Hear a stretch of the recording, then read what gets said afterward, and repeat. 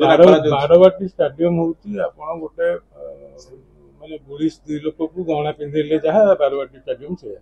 तो आमको गोटे सुंदर स्त्री करने को पड़ो तेणुक बारवाटी को आज सुंदर रूप दवा को पड़ो तेणुक गवर्नमेंट सहायता आम से करवा तेणुक यांत्रिक टूटी बाथरूम रिनोवेशन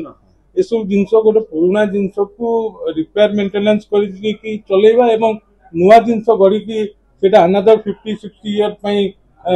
भाविबा एवं करवा तो सेटा भितर डिफरेन्सेस बारवाटी अच्छी आगामी दिन में मु मुख्यमंत्री सहित आज भी कथा मो प्रोजेक्ट विषय भी कही बारवाटी को आम पुनरुद्धार करवा एवं तार जमी गोटे इंडिया लेवल जमी बारवाटी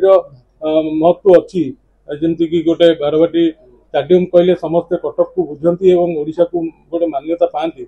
तो सहीटा को आम केमती आगामी 50-60 वर्ष पर्यंत बजाय रखा से समस्त सहयोग सरकार सहयोग निश्चित रम मेम्बर माने जो मैंने अच्छा